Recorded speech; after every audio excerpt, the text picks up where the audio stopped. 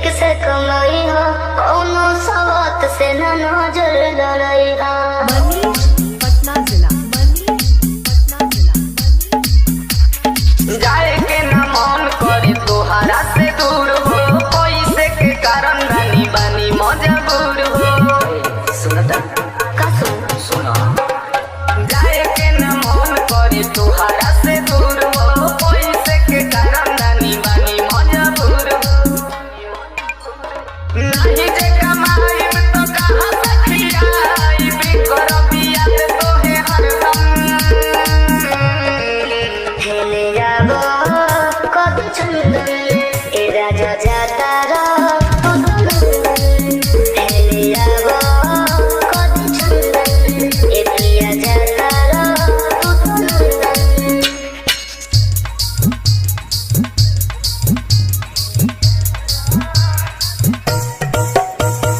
मनीष पटना जिला, मनीष पटना जिला।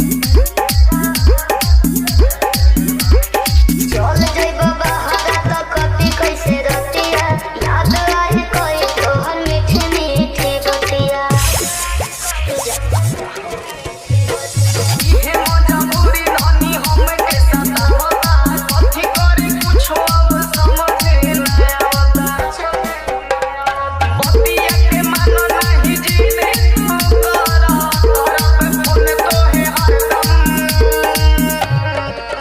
हेले जाबो कद चंदन ए राजा जाता रो,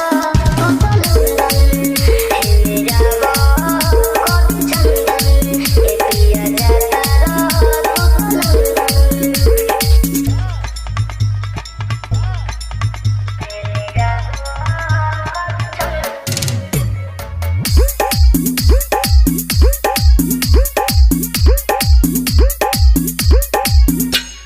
मनीष पटना जिला, मनीष पटना जिला।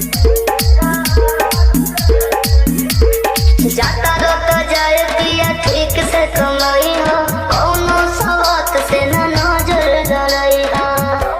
अपना ख्याल रखियो। ठीक बा जनी घबराए धनी खात बानी गिरिया, जात बानी हम धर्मेंद्र के भिरिया।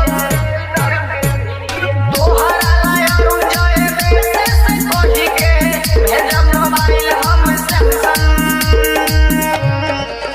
हेले जाबो कद चंदन ए राजा जाता रो, हेले जाबो कद चंदन ए पिया जाता रो। मनीष पटना जिला, मनीष पटना जिला, मनीष पटना जिला, मनीष पटना जिला।